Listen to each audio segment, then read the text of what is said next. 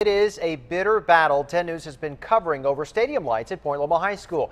Now, the homecoming football game, as you see here, was moved from night to day, and that game just wrapped up.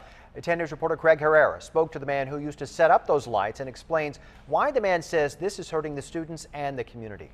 The pom-poms were swaying, the stands were packed, the players were suited up, and the floats were ready. But this homecoming game was unlike most in the last decade at Point Loma High School. It's the first time in 8 years the game was lit by sunlight rather than the Friday night lights. My initial response was just, oh no, a real sense of disappointment. Robert Pejovich set up the lights for the last 7 years. We always kept it as a real nice event, never got out of control, and I'm really disappointed. We want lights! We want lights!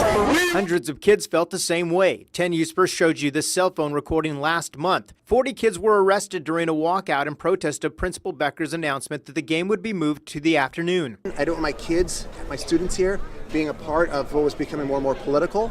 So I decided the way I could take care of things is make it a day game. Political because many neighbors say the games bring problems, including heavier traffic and more trash on the streets. And the school district is also conducting an environmental impact report. They're hoping to get the go-ahead for some modernization projects at the school, including adding lights to the stadium. 10 News has learned that report should be ready next month. Many of the neighbors with homes that surround the stadium say they want what's best for the school, but they also want to make sure they protect their neighborhood. The primary concern is that after the students go home around 7, after their practices, it would be rented out to for-profit sports leagues and adult soccer leagues. Pejovich says he hopes the school can continue to grow together with the community.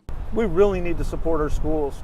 It's very important to give these kids the best possible experience so they can go out and in turn they're going to give that to their children, and it's going to go right on down the line. In Point Loma, Craig Herrera, 10 News.